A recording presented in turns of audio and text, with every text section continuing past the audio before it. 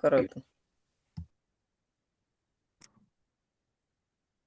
वक्रतुण्ड महाकाय सूर्यकोटिसमप्रभा निर्विघ्नं कुरु मे देव सर्वकार्येषु सर्वदा। सरस्वती नमस्तुभ्यं वरदे कामरूपिणि विद्यारम्भं करिष्यामि सिद्धिर्भवतु मे सदा। गुरुर्ब्रह्मा गुरुर्विष्णु गुरुर्देवो महेश्वरः गुरुः साक्षात् परं ब्रह्म तस्मै श्रीगुरवे नमः। ॐ सहना भवतु सहनौ भुनक्तु सह वीर्यं करवावहै तेजस्विनावधीतमस्तु मा विद्विषावहै। ॐ शान्ति शान्ति शान्तिः। हरिः ॐ श्रीगुरुभ्यो नमः। हरिः ॐ। धन्यवाद सुधा महोदय। ओके, धन्यवादः महोदय। okay, let me share my screen. 1 minute.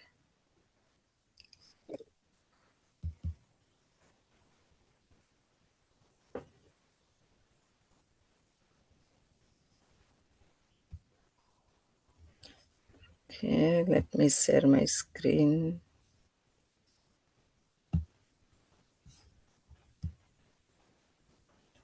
इदानीं दृश्यते वा?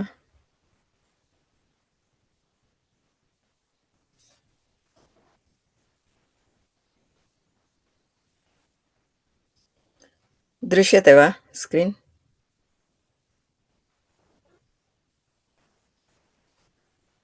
न महोदय। No. How I can see myself? Oh.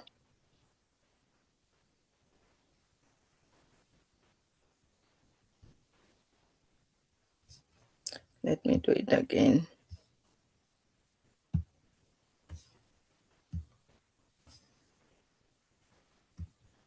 इदानीं दृश्यते? इदानीं दृश्यते वा? आं महोदय। Okay.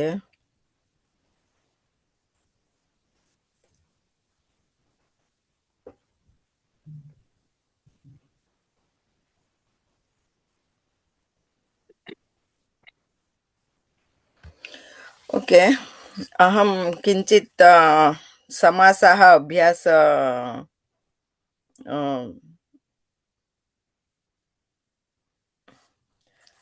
slide, not slide, this is a paper. Pariksha paper? Yeah, all this is selected from the Pariksha papers. Oh, Dhanyavadaha. I was just asking Sudha Mahodaya that we should do more of this. And especially also, if we can look at what the Vangmaya questions are, I will have some idea as to where to look. समय अस्ति चेत् we will do that also. I am concentrating on that now. So Okay. this is I prepared slides. So let's first do this. Oh, So before I forget, Amina, before my yeah. excuse, did Sudha Mahodaya, did you get the Nadvam slides I shared? No. Oh, I shared it on the group. Acha, maybe I overlooked. Yeah. See, the Banu Mahodaya gave me a link to share. I shared it. I put it there, but I don't know whether I did it correctly. Anyway, I sent it to Harsha Mahodaya. So When did you I send think it? last week. Last week. I'll check Mahoday. Okay. Then Well, I I'll get wanted back. to know whether I did it correctly. I mean, whether it's the process of sending. I'm not sure. So anyway. Okay. So क्रमेण आगच्छतु राजश्री महोदय, रुकु महोदय, then सुधा महोदय. Okay. Okay, Rajashri, किमपि अन्य आगच्छति चेत् let me know because I have only one screen. Okay. So Rajshree महोदय भवती करोति वा? कुत्सितपुरुषः. Namaste, Mahodaya. Namaste.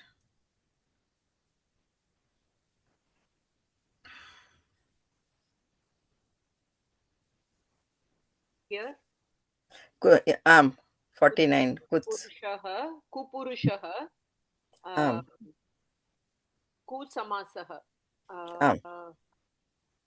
Mahodaya, so the ku samasaha is a Veda, Prabeda, Tatpurusha samasasya Prabeda, kila? Am. Nai Prabhritaya. Naya Nai Prabhutaya. Prabhritaya. Oh, Nai Prabhritaya. Okay. Okay. Ruku Mahodaya. Griham, Prati Griham. Am. Kidrisa Samasa. Oh, I don't know. That's also, is this the Pradisamasa? Na. Yeah, I'm not janami. Vayam after Naya Tatpus kasya padasya pradhanyam. Pradhanyam is Prati Ityaham manye. Prati is a Upasarga. So Upapada Samasa? No, it's not. Yeah. No, it's not Upapada Samasa. Yeah. Yeah. पूर्वपदं प्राधान्यमस्ति चेत् कीदृशसमासः? Purvapadam, oh God, I don't remember all these now. Is that so the Kumbham Karoti is Upapada Samasa. So Griham Pati, I want to janami Mahodaya, just somebody tell me. कोऽपि जानाति वा? अव्ययीभाव Okay. अव्ययीभावे पूर्वपदस्य प्राधान्यम् अस्ति. Okay, धन्यवादः. I will remember now. So that Pratigriham Tatpadamapi avyayameva. आम्. Okay. Thank you. See, I don't remember these little things. I know the word, but I can't remember the names. So, okay. Sudha महोदय भवती करोति वा? त्रयाणां लोकानां समाहारः is it Trilokam and it is Dvigu Samasah. Samahara. Okay. किन्तु त्रिलोकम् आगच्छति चेत् Triloki. नहीं. आम्. Triloki. Kimartam Triloki? Kimartam Triloki? द्विगुसमासे ईकारः भवति. नो स्त्रीलिङ्गं समस्तपदम् आगच्छति चेत् नो चेत् नपुंसकलिङ्गम् कदाचित् पुल्लिङ्गम् only. So, Mahodaya, atra Triloki Andy.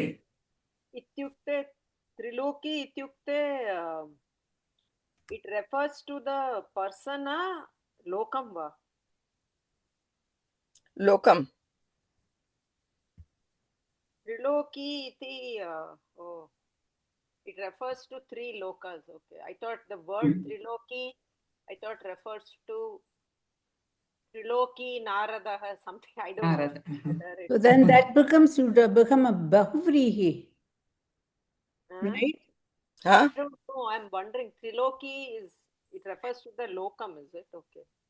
Yeah. Is there a sutram for this E karantam? Other than the three? No, there is, I don't know about sutra asti chet vana. Kintu vayam. Okay.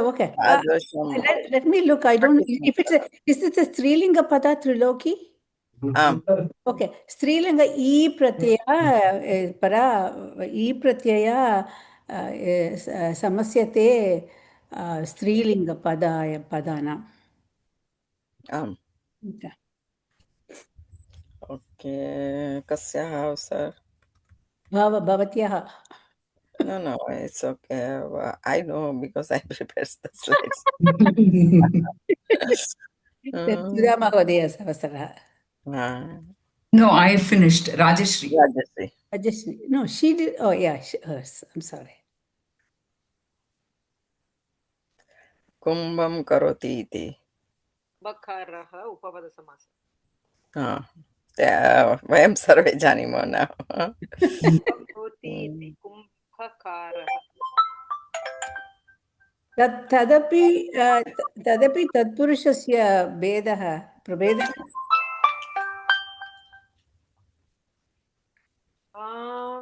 Class ચાલુ છે પછી કરું class ચાલુ છે મારો બાપા નીચે છે કરે ને મમ પુત્રી तदपि तत्पुरुषस्य प्रभेदः न आं महोदय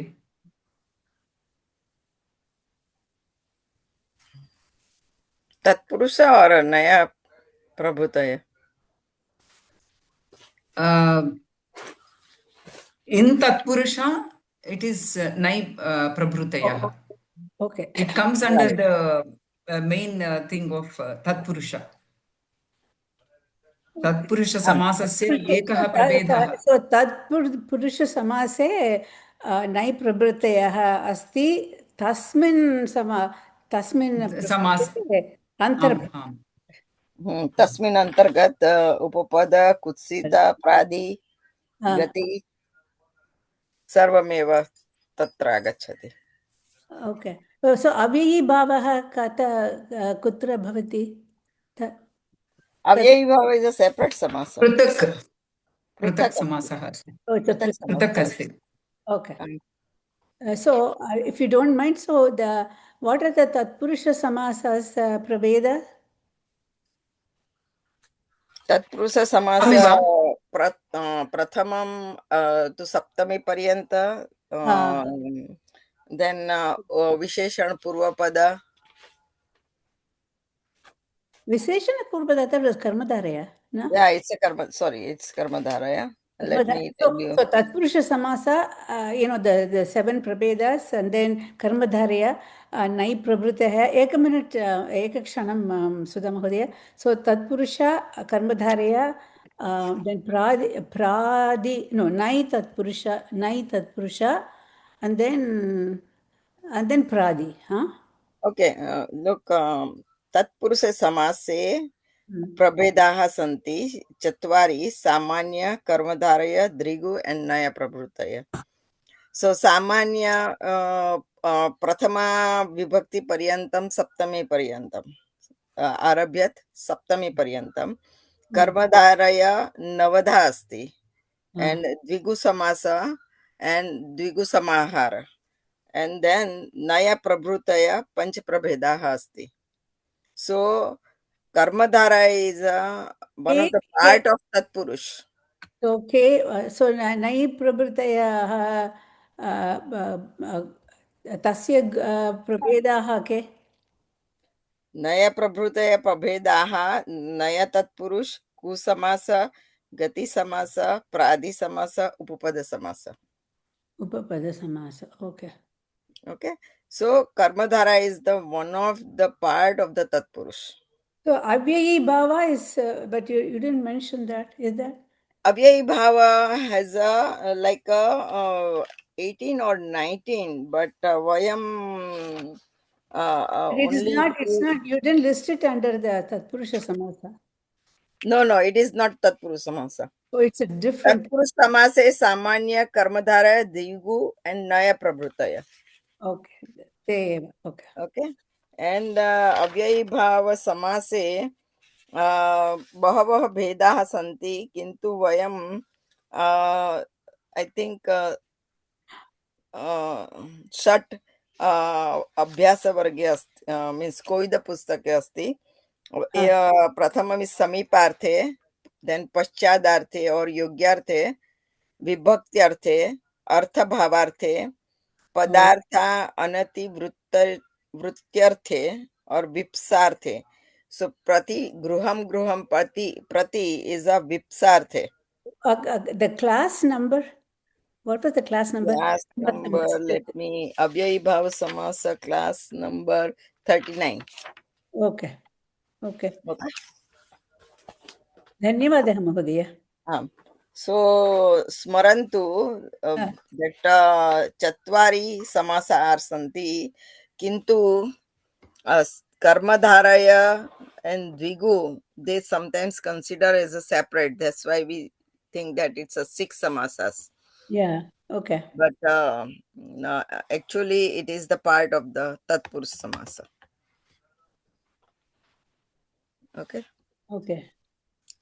Okay. Kasyaः अवसर रुकुमहोदय भवत्याः अवसर पित्तम् अम्बर्यस्य सः. अपीतम् अम्बरं यस्य सः बहुव्रीहि समासः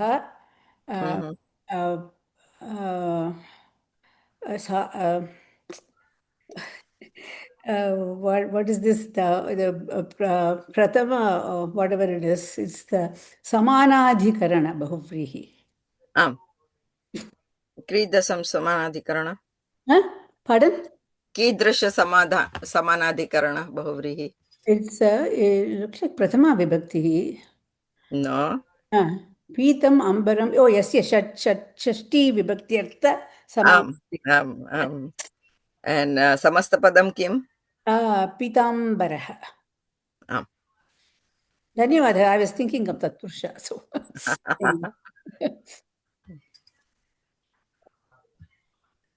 see, pratama vigrahavakyam पीतम् अम्बरं पीताम्बरं, then पीताम्बरं यस्य सः पीताम्बरः. So that was my thinking, and so that's why I said, okay. Okay. Sudha Mahoday. सूर्यश्च चन्द्रश्च सूर्यचन्द्रौ इतरेतर द्वन्द्वसमासः. Some of them are very sarala. Easy.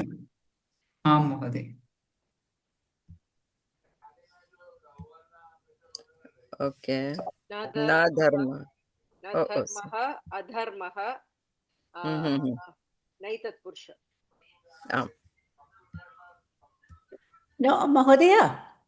Na vidyamanam. There is another nai bahuvrihi. So could this be bahuvrihi api? See, adharmaha maharaja. No, I think if they give adharmaha, yadi adharmaha iti diyate chet, tatra it can be na dharmaha athava na vidyate dharmaha yasmin saha. But atra na dharmaha ityeva asti. Na dharmaha na vidyate. I don't think it. If they give it like that only, you can say it is bahuvrihi. Here it is. Yeah. Okay, so if they give adharmaha, then you can explain it that. Yeah. Only samasta padam diyate tatra we can write any of. Okay. Astu. Okay. But Rajeshri Mahodaya, you said yasmin. Yadi shabdam, I think it should be yasya. Harsha Mahodaya, please correct me. Na vidyate dharmaha, you can say saptami or sashti. Yeah. Acha. Okay. For only for that naiv bahuvrihi. If I'm right, in some cases it can be both. Yasmin. Yeah. Okay. Acha. Okay. Sudha Mahoday. Oh, no. Okay. Vidya eva dhanam. No, Ruku Mahoday, right? Ruku Mahoday. Vidya eva dhanam. This is karmadharaya. This is the avadharana karmadharaya. Avadharana purvapada karmadharaya. Satyam.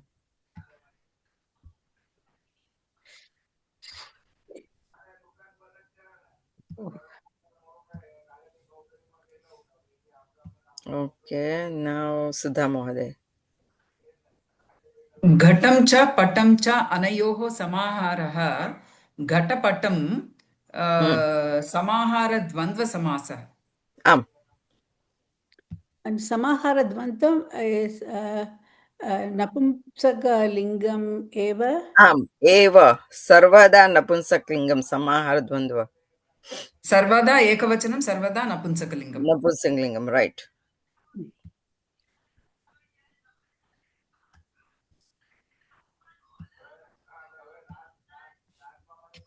Yeah.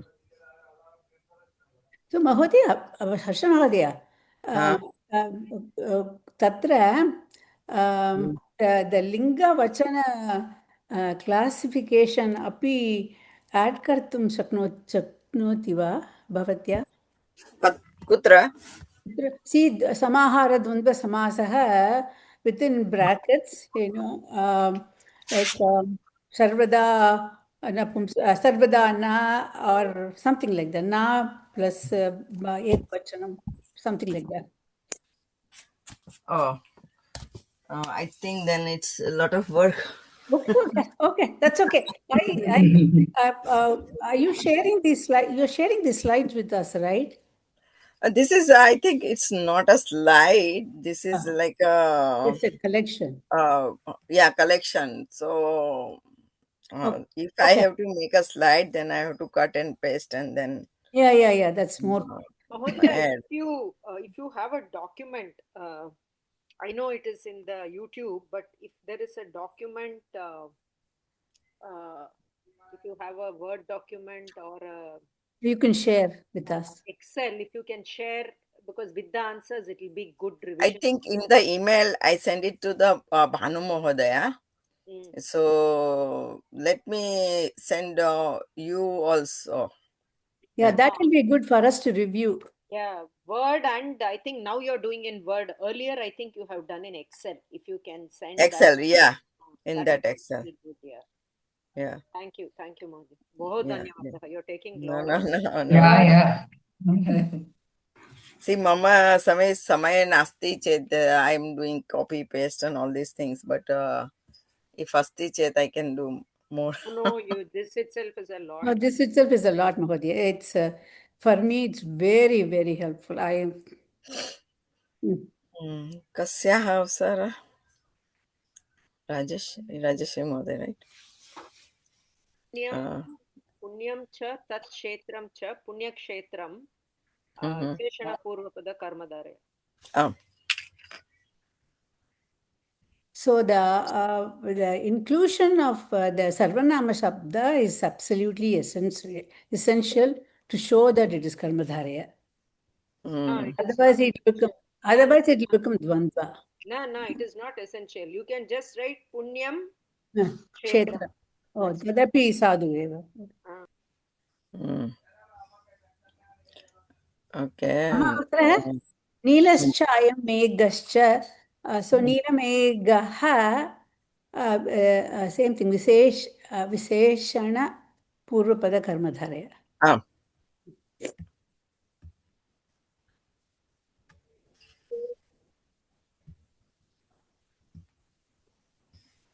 Okay. Sudha Mahodaya. आम्र इति वृक्षः आम्रवृक्षः संभावनापूर्वपद कर्मधारय. See, some of them are very easy. आम् महोदय. But some, I think we have a problem in Bahuri. मम कृते संभावना अपि च अवधारणा भ्रमः अस्ति. But eva, I keep thinking of eva, iti and eva. And one thing, remember, Sambhavana means like Ambra, Sanskrit Bhasha, Bharat Desh. It is like something is there. Yeah, whereas like in Avadharana, we something we compare imaginary. Yeah. Avadhanam. So with I Vidya, remember we cannot just have these. I remember just right? these two words. Iti is Sambhavana, eva is Avadharana. Okay. We can do like that. But, very simplistic. Yeah. In the Prarambhe, aham api bahuvida sansaya मम मनसि संशयः अस्ति, किन्तु then one day I sit down and I study both the well, and then I can make this difference. That's good. That's good. Yeah. Yeah. Kasyaः sir? Rajeshri Mahodaya. आम्.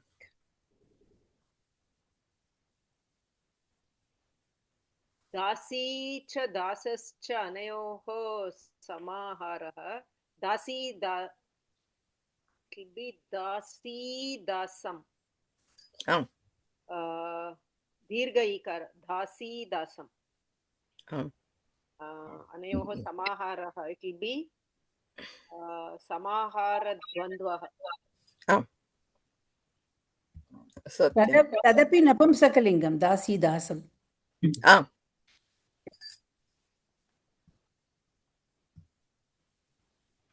Okay, रुकु महोदय. देशाय हितं देशहितं देशहितं this is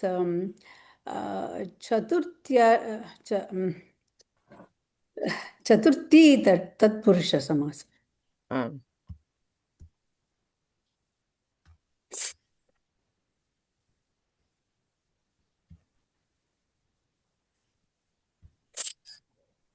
कृष्णस्य समीपम् उपकृष्णम् अव्ययीभाव समासः.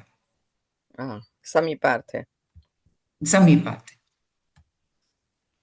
If remember, then we have to write down. If don't remember, avyay bhava is also okay, because pustake sarvatra avyay bhava iti diyate.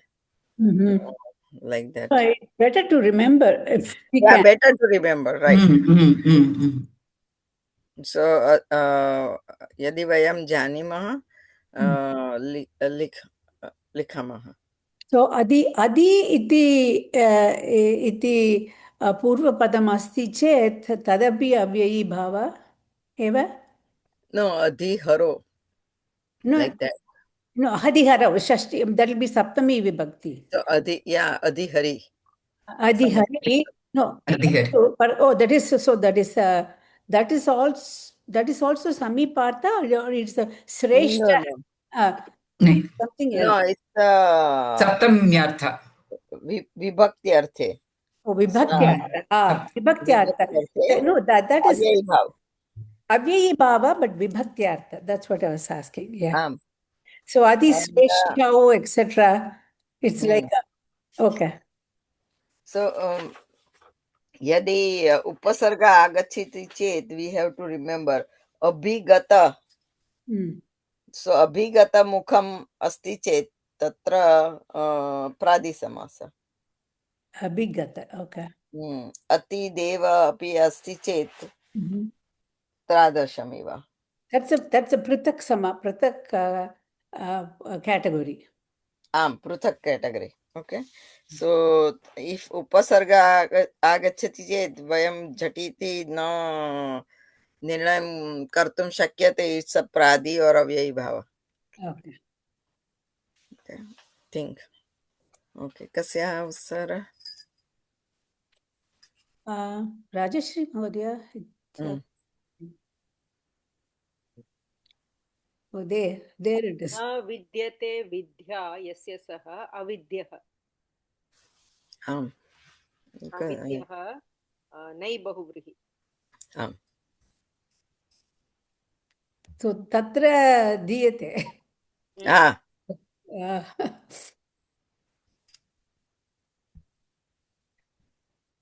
So यदि समस्त पदम दीयते, we can do like avidyah. But over here it is tatra bahuvrihi samasasya vigraha vakyam diyate. So the vigraha vakyam is bahuvrihi samasasya vigraha vakyam. Kila yasya sahya. Okay. Mama avasaraha. Okay. Atikranta devam ati devam. Tadapi atikranta. So that will be a pradi samasa? No. No, that is also avyayi bhava. Avyayi bhava. Sudha Mahodaya has a comment. Atidevam. Pradi, no? Pradi samasaha. That's what It's Atikranta Devam. Pradisam. Yeah, that's Pradi. Oh, okay. I thought I said Pradi. Pradi. Okay. Pradi samasa. Why is it not Avibhava?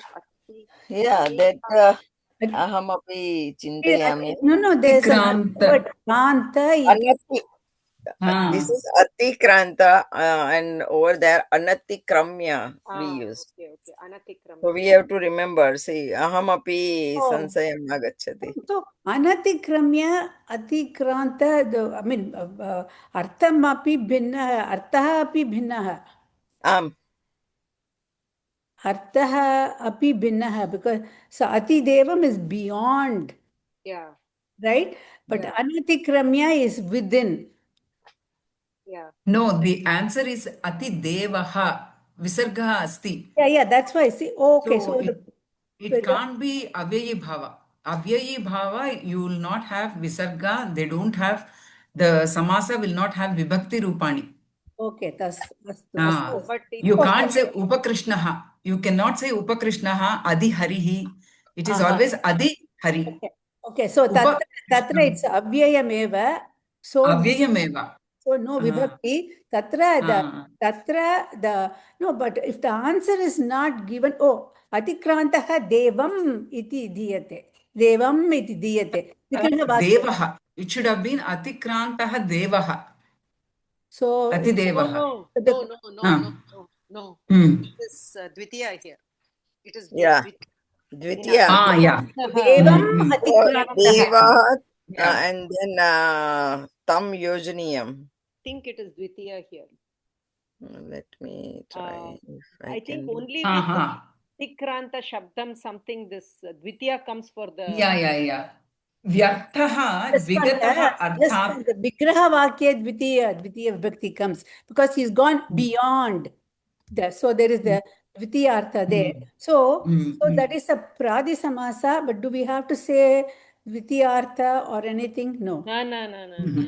You just say. No, but my doubt here is, why is it not a Avi Bhavam? If I just see Atikrantaha Devam, if I write Ati Devam, is it possible? I mean, as a Avi Bhava, Ati Devam, if I write, it will become Napumsakam. Then I can make it into, I don't know. Avi Bhava.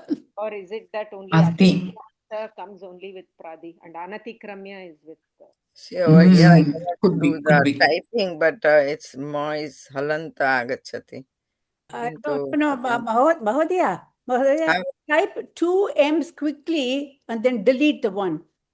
Type 2 M's quickly, delete this and then write M, Makaranta twice and then delete one. Okay, now with that.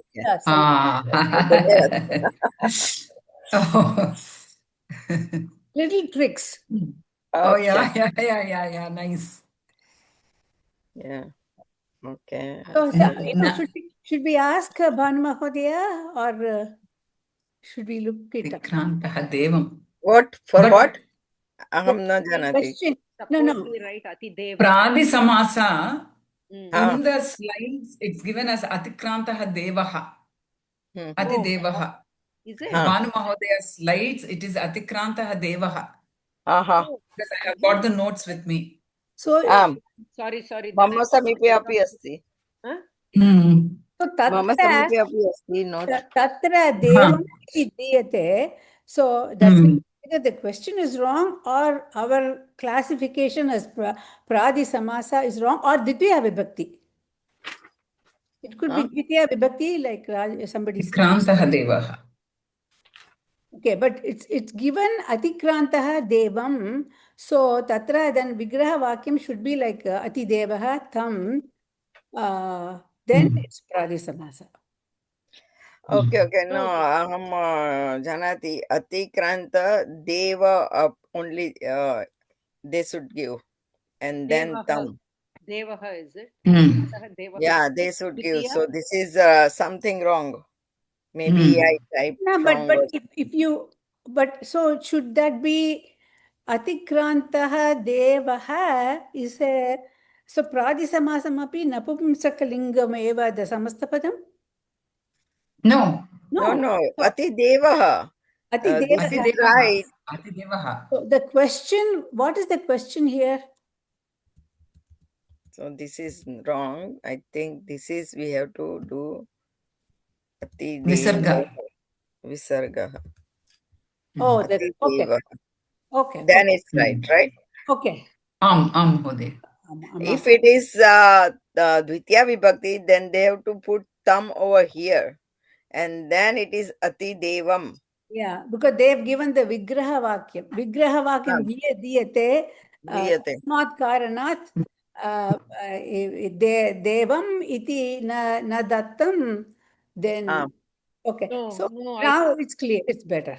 No, I'm not sure. I didn't understand. I thought it was Dvitiya there. Atikrantaha. I don't know. Devaha tam. If it is like that, so tam should be. No, Harsha Mahodaya. Ati Devaha, fine. Answer okay. But I'm talking about the Vigraha Vakyam. If it is, suppose they give Ati Devaha, will it be Atikrantaha Devaha? Sudha Mahodaya is saying, notes is saying that. I don't know. It is Atikrantaha Devam. I don't know from where. No. Devaha. Class 35. Okay. Class, right, you can write down class 35. Tatra Pradisamasah asti, tatra asti. Okay. Okay. Now, kasyaha avsara? Sudha Mode? Is it? Yeah. Na vidya, avidya, naitat purusha.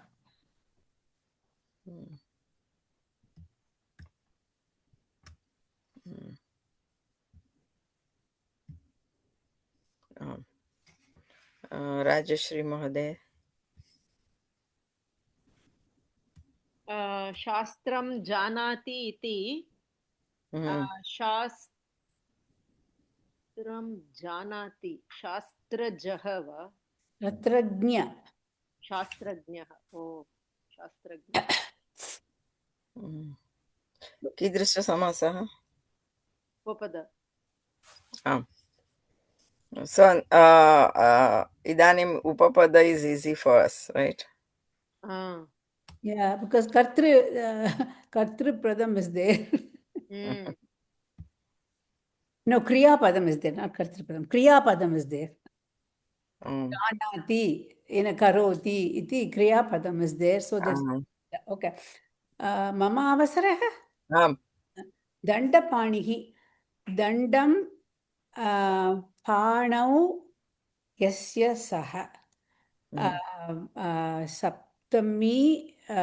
Saptamyartha samanadhikarana bahuvrihi. Sadhuva. The panau. Okay. Panau it is Mahodaya. Vyadikarana. Vyadikarana bahuvrihi. Oh, did I say sama? Oh yeah, Vyadikarana. Oh, so with the okay. So if the second Uttarapada is in a different vibhakti, then it's Vyadikarana. Okay. So remember that. Mahodaya, remember 176. What is first one will be Prathama Vibhakti, second Pano is Saptami, Yasya Shashti, and then usually Uttarapadam is Avayavi Vachakam. Yeah, but that is only for Prathama. Vyadikarana Bahuvrihi. Yadikarana Bahuvrihi. Vyadikarana Bahuvrihi Samasa. The Uttarapadam is Avayava Vachakam. Like Pani, even this Hasta, Pustaka Hasta. Pustakam Hastau Yasya Saha. Pustaka Hastaha. Hasta, Pani, these are body parts. No, but so it could be any one of the three vibhaktis? No, Mahadaya. It's always 1, 7, 6. 1 Dandaha, Prathama Vibhakti, Panam, Saptami, Yasya, Shashti. So I remember it as 176. Oh, okay. Clever. Very clever. Vyadikarana. Very clever. Yeah, 176 is Vyadikarana. It's very clever. It took me a while to understand. Yeah. Okay, Sudha Mahoday.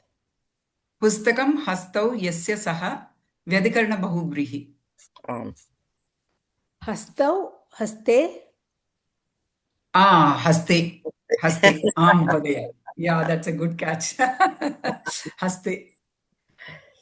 But I thought Pani, Hasta, Hastaha. Bahu. 7 Saptami is Haste, na?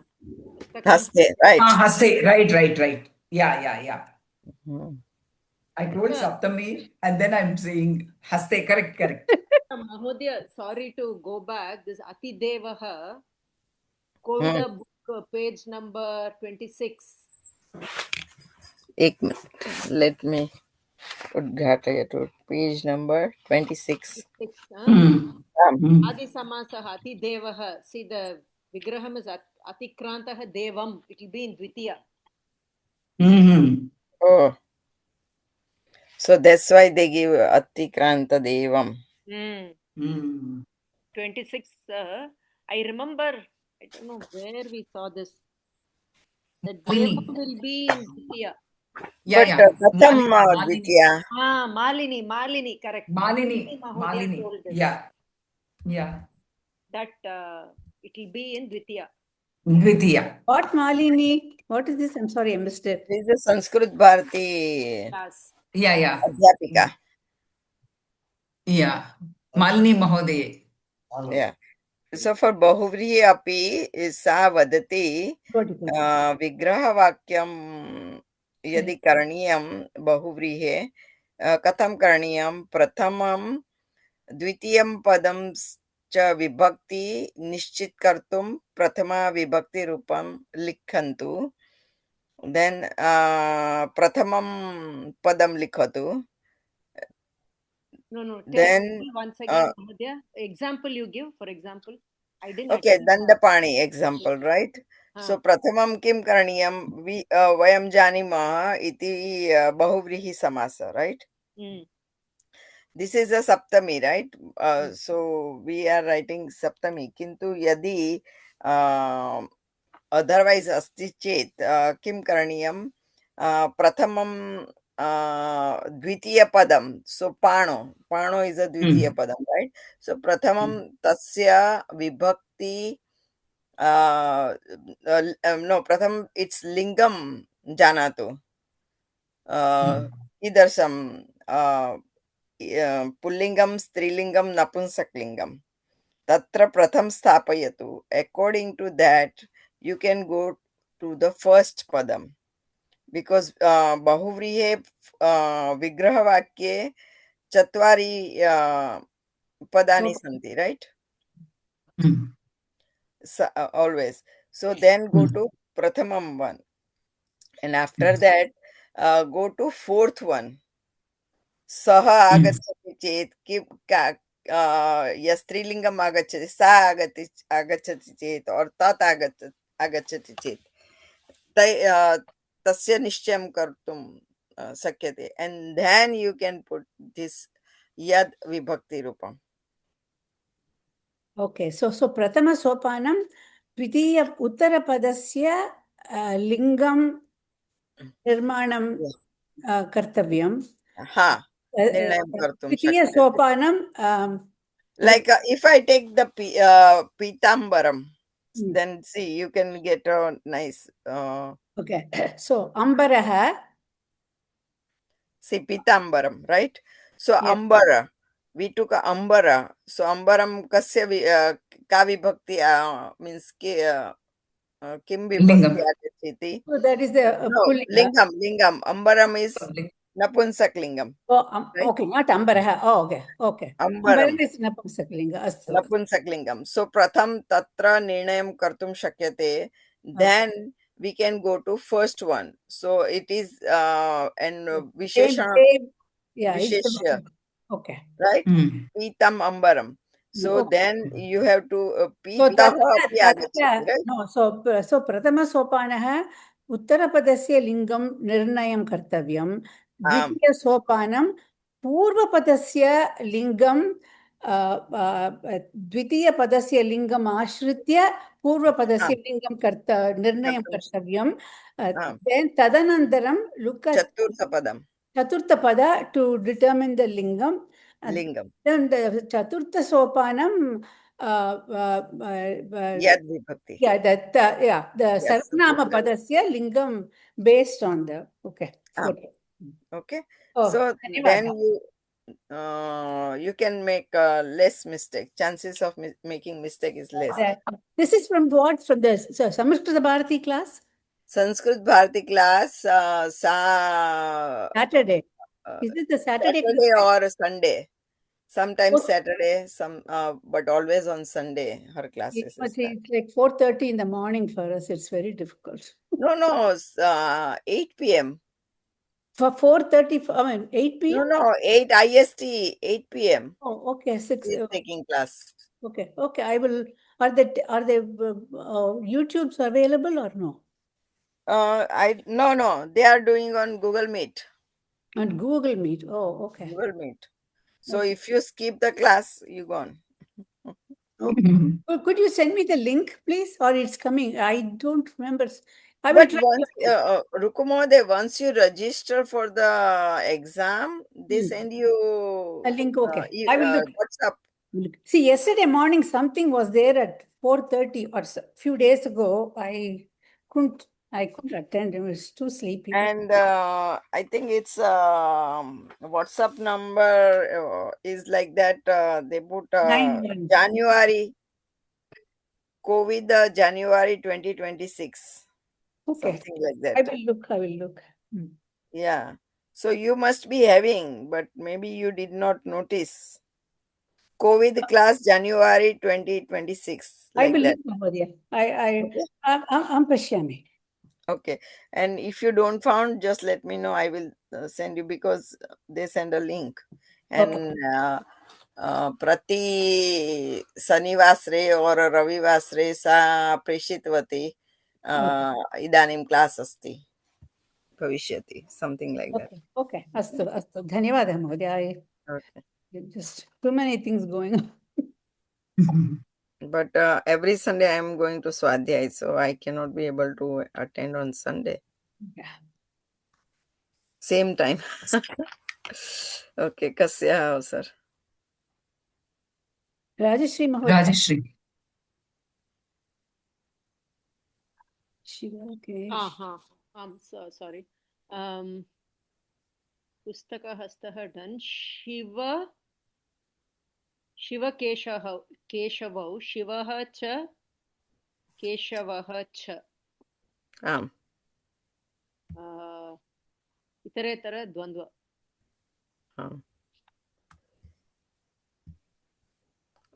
I think Dvanda Samasa Sulabhamiva. Okay, Rukumode. Pani Padam. Actually, Panau cha Pade cha Pani Padam Dvandva Samahara Dvandva.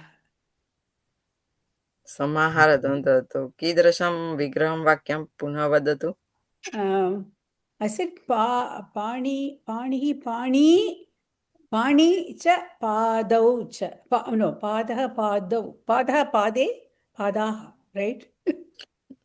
So, No. or, Pani cha Pade. Pullingam, Padaha Pullingam, right? So, Padaha Pade, Ramaha Rame, Ramaha Ramau. Okay. So, Pani cha Padau cha Dvandva Pani Padam. No. Oh, no.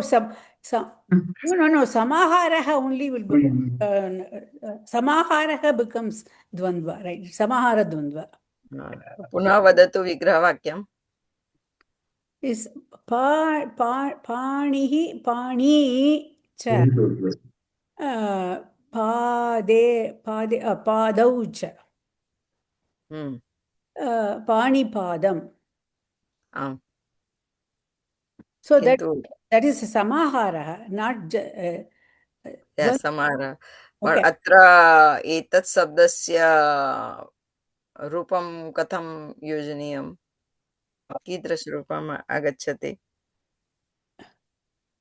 इतरेतरद्वन्द्वसमासे You can't use समाहारद्वन्द्वे Dvandve शैली अस्ति Shaili. Oh, why you can't use the Dvivachana? नो द्विवचन सम्यक् किन्तु एतत् शब्दस्य Oh, किमपि रूप योजनीयम् I mean, Pani iti Dvitiya. तत् सम्यक् पाणि च पादौ च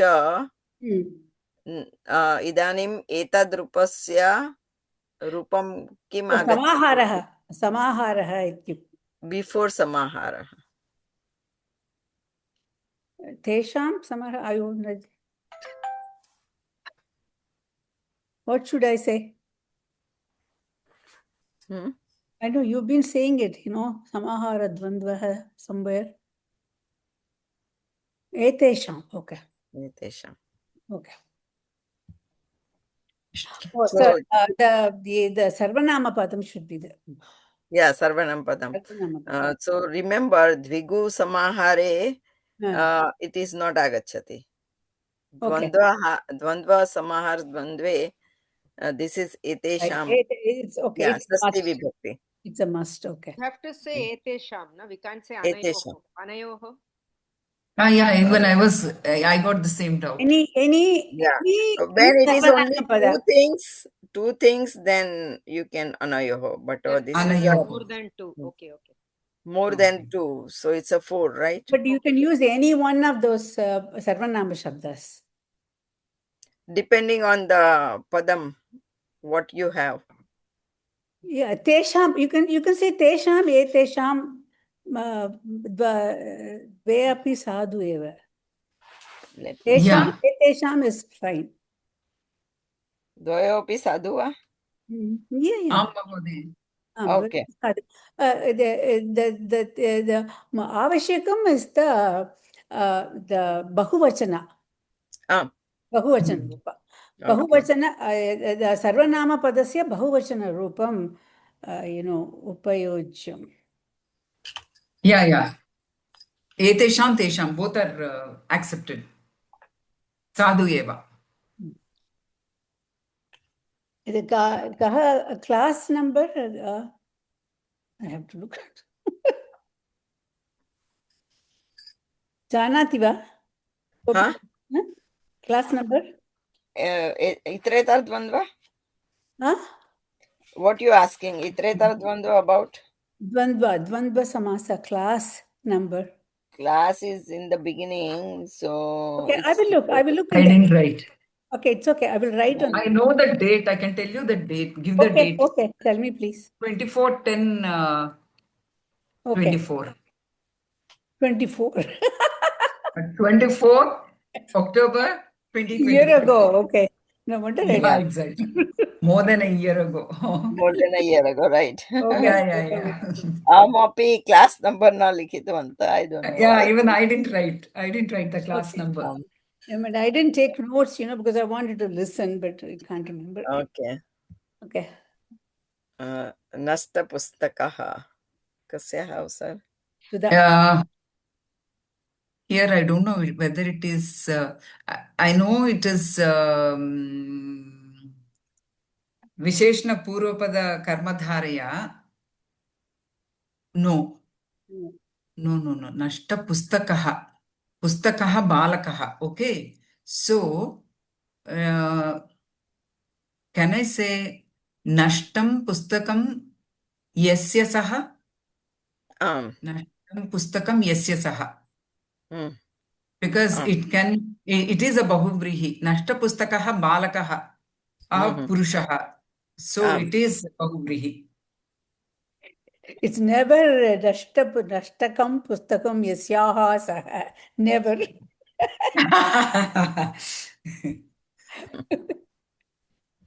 Okay. Rajashri Mohade.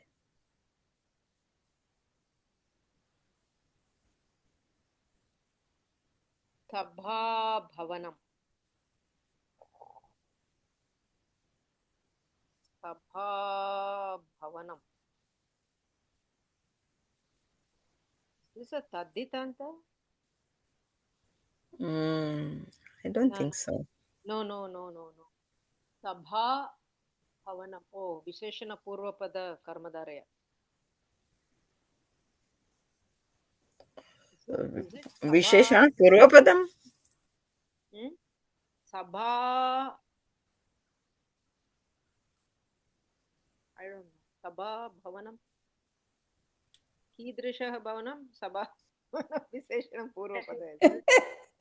No. I was. Sabhayaha Bhavanam. Sabha Bhavanam. That's what. Yeah. Maybe Shashti. Samyak, I think. Sashti Tatpurus. I think so. Shashti. Sabha Bhavanam. Sabhayaha Bhavanam. Sabha means what? Sabha means people's gathering, right? Where the people are gathered. It's an entity like a sabha. It's a group. It's not a physical thing. Sabhayaha. The people. Huh?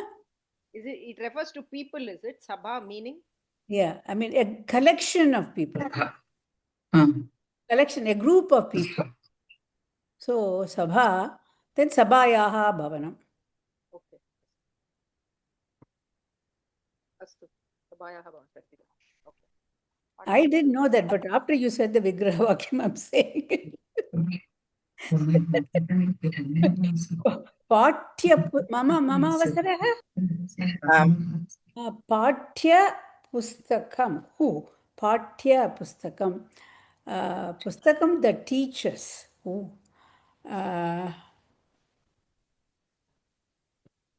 Pathya pustakam tadapi visheshana purvapada karmadharaya.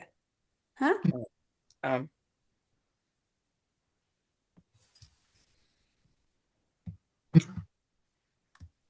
Katham, kimartham, it's not Patha Pustakam. No. Kidrasam Pustakam. So it's a Pathya Pustakam. Oh, but it says Patyam cha Tatsu Pustakam cha. Oh, okay. Patyam means, what does it mean in English? Patyam means the book that teaches you. Patyam. Means maybe he is reading the class book or something. But otherwise, novel also, any other books also. No. Yeah.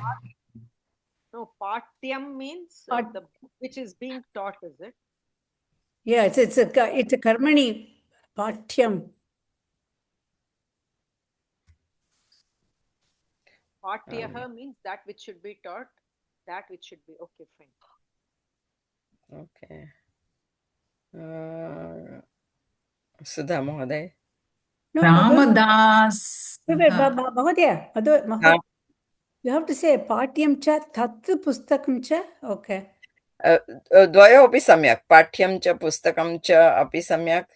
Pathyam cha tat pustakam cha api samyak. Mahodaya, if you say cha, you have to use the tat. If you don't say Tad shabda. Patyam and pustakam, that's all. Patyam pustakam. Yeah, Patyam pustakam. You write cha, you have to use tat Tat. or Yeah. because it will otherwise become dvandva. Dvandva. Okay. Okay. And also Dvandva doesn't have two chas. That last cha is not there in Right. Dvandva.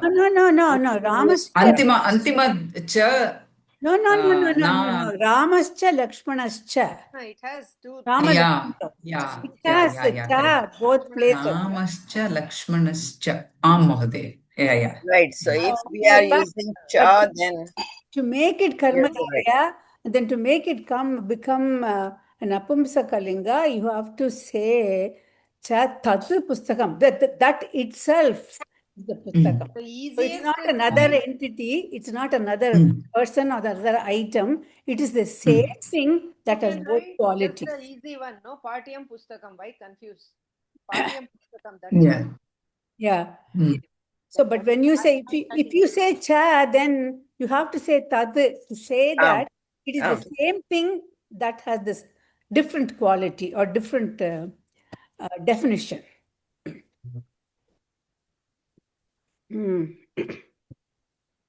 Sudha No, Mahodesya. this Ramadasaha, I can say Ramaha Dasaha Yasya Saha. Yasya Dasaha Ramaha Asti Saha. Mhm. So it can become Bahuvrihi Samasa, but I don't feel like saying Ramaha Dasaha Yasya Saha.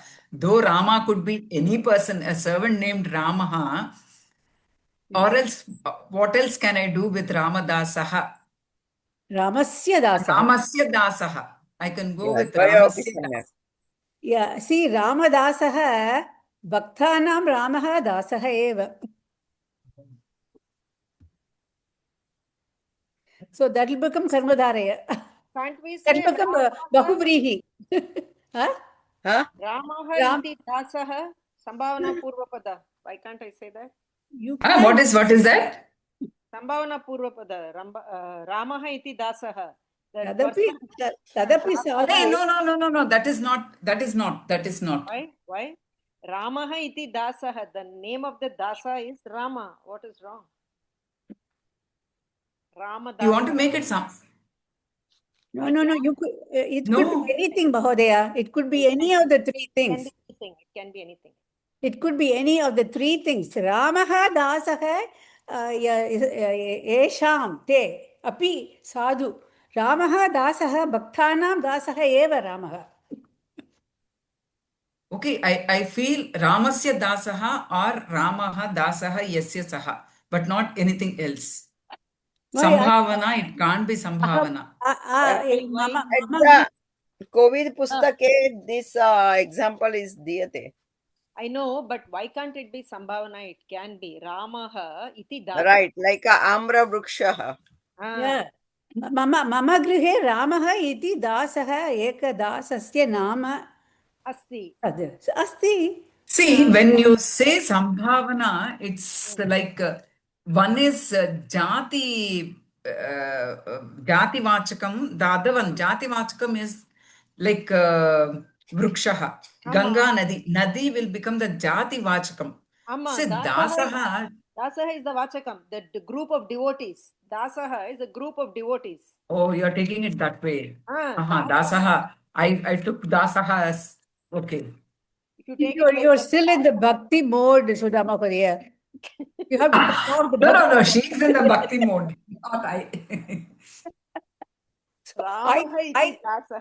I made it totally different. No bhakti. I said Ramaha dasaha yeshamte. No, it can be dasaha. Dasaha also can be servant. Harsha Mahodaya, Ramadasaha Kumaraha Atra Asti. So Ramaha Dasaha Yasya Saha. Yasya Dasaha Ramaha Asti. Saha Kumaraha Tatra Asti. Ramadasasya Kumar. Oh, Ramadasa Kumaraha. See, Ramadasaha Kumaraha. Ramadasaha Kumaraha. Yeah. Oh, sorry. What is the page number? I don't know.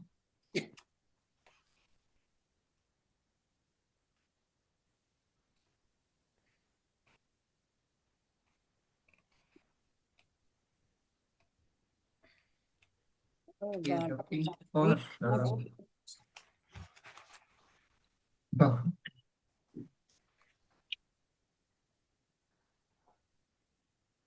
Okay, page number 136.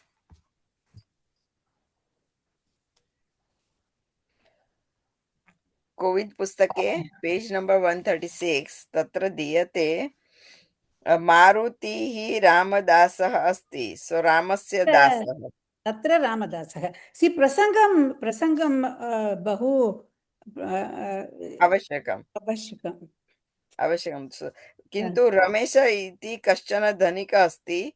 Saha Ramadasah.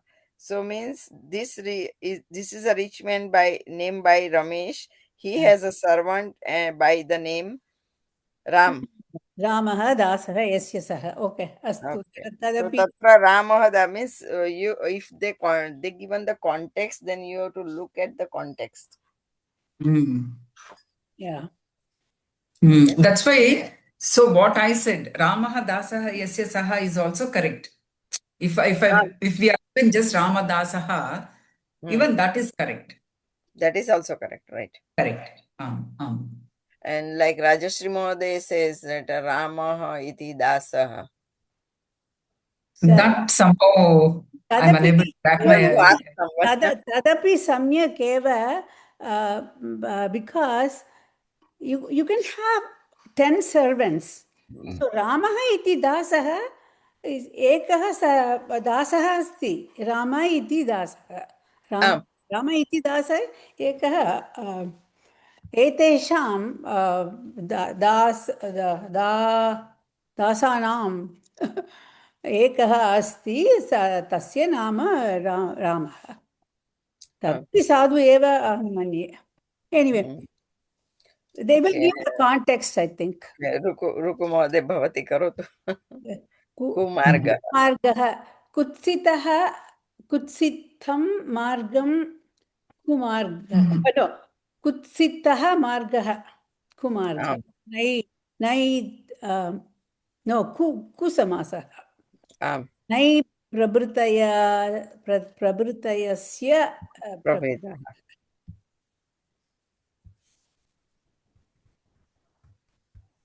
Okay, we have a couple of more. Okay, shall we do or next time? What we want to do? If you have time, we can do them. Okay. Okay, finish this. Okay. Sudha Mohoday. Oh, Ardham Gramasya, Ardhagramam. Ardham Gramasya, Ardhagramam. This is that. What is that? Tatpurusha. Pradhama Tatpurusha. There's another word for it. Ekadeshi. Not Ekasheshi. Ekadeshi. Yeah. Ekadeshi, not Ekasheshaha. Ekasheshaha is that Pitaro. What is that? Oh, yes.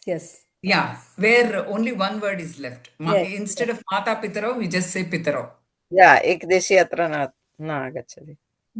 Okay, this is Ekadeshi. Vidyalayah, Rajashri Mohoday.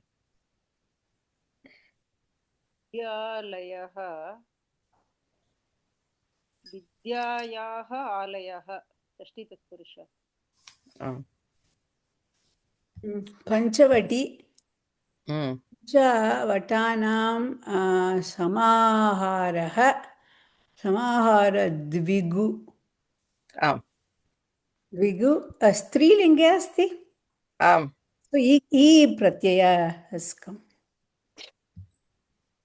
समाहारद्विगुः प्रायः स्त्रीलिङ्गे okay नो चेत् नपुंसकलिङ्गे क्वचित् पुल्लिङ्गे okay पुत्रपौत्रं I can say putraha cha pautraha cha anayoho samaharaha or putraha cha pautraha cha etesham samaharaha samahara dviguhu. No, sorry. Samahara dvandva. Right.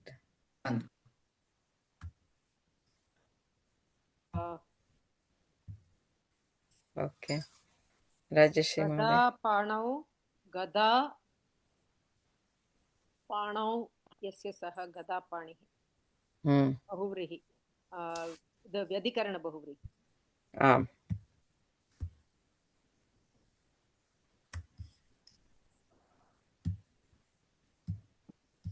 स्नेहं स्नेहेन सह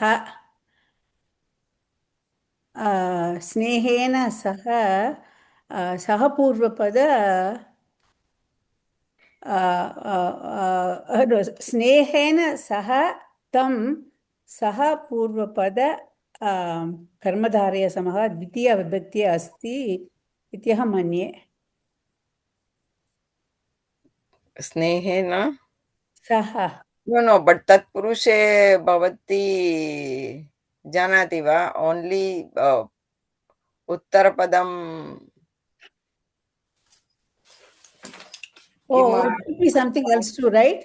Yeah. Snehena saha vidyate. You have to say vidyate or Vartate. vartate. Okay. So कीदृश समासः? सस्नेहं स्नेहेन सह वर्तते इत्युक्ते सस्नेहः सस्नेहम् अस्ति दत्तं सो तस्मात् कारणात् अहं मन्ये इति द्वितीया विभक्ति No, but कीदृश समासः? विग्रहवाक्य सम्यक्. समासानां किम्? तत् सः पूर्वपद सः सः पूर्वपद I don't know. Karmadhareva. बहुव्रीहि. Oh, I thought it was Bahuvrihi. That's why I said Vidya Vibhakti iti. Is that correct or no? स्नेहेन सह वर्तते इति सः पूर्वपद बहुव्रीहि. But you have to say tham. No. No. Sasneha Ramaha agachati. Sasneha Lakshmanaha Ramaha agachati. So that will be, but then when it is in Sneham, so Okay, that's why it was tam yojaniyam. Tam yojaniyam. Vidya Vibhakti. That's what I said. No, Why I don't? Yeah, sneham. I think it's a napunsaklingam api. Sneham, maybe it's Napunsakalingam. No, but it's a different. See, Ramaha Salakshmanaha iti sadhu. See, Salakshmanaha Ramaha. See, so as a Visheshanam to Ramaha, Salakshmanaha, then if you say Salakshmanam Ramam, Aham Namami, or Aham, see, that will be, then it will be in Ditviya Vibhakti. But you can say Sasneham. Mitram. अहं त्वां पश्यामि इत्युक्ते स्नेहभावेन अहं त्वां पश्यामि इत्यपि प्रसङ्गम् आवश्यकम् इति I am thinking but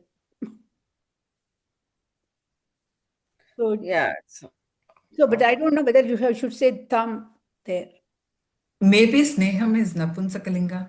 Then it will be snehena saha vartate iti is enough. Anyway, snehena saha is the same thing for both Napumsakala and Pullinga. No, but still, if it depends on what it is, if it's a Bahuvrihi, what it is referring to that is what will determine the linga of the Sasneha pada. Because, see, Sasneha Ramaha, Sasneham Shwanam. Mitram. So saprasangam atyavashyakam tatra. So I think only this diyate we can do anything like that. Okay. So we don't write we don't have to write thumb. Or we can put thumb within brackets, or you can give both the answers. Okay, Sudha the Neelamegha. Neelaha Megaha Visheshana Purvapada Karmadharaya.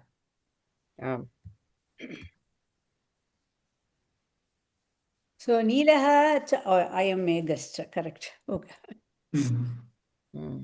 Rajeshri Mahoday. Shaktim anatikramya. Okay. Where I get stuck. Shaktim anatikramya yatha shakti avyayi bhava. Okay, so the difference is Mahodaya tatra yatha iti purvapatam asti.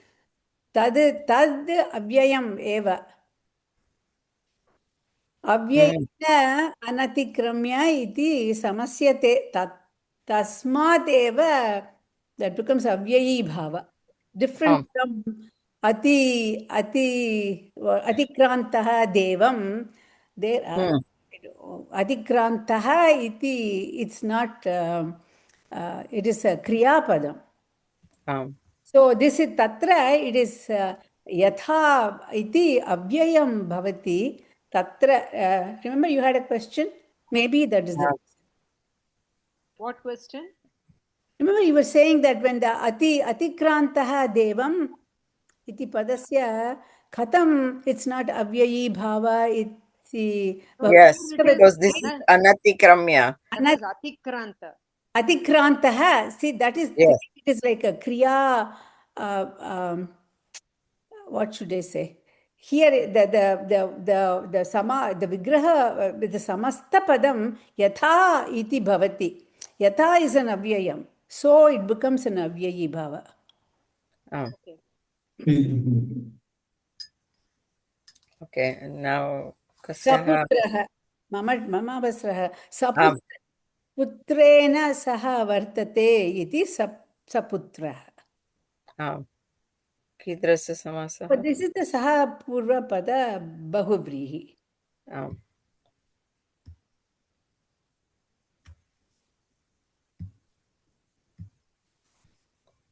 Okay. त्रयाणां त्रिभुवनं त्रयाणां भुवनानां समाहारः समाहारद्विगुः आम्.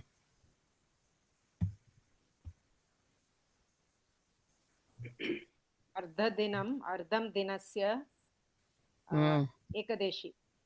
एकदेशी और प्रथमा तत्पुरुष.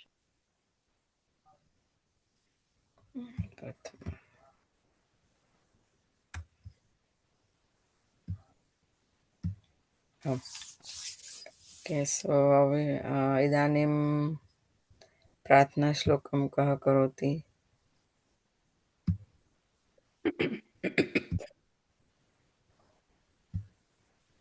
Sudha Mahodaya? सुधा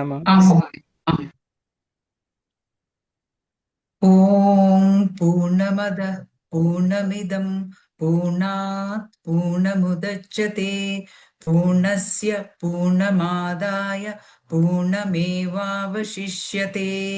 ॐ शान्ति शान्ति शान्तिः हरिः ॐ श्रीगुरुभ्यो नमः हरिः ॐ बहु धन्यवादः.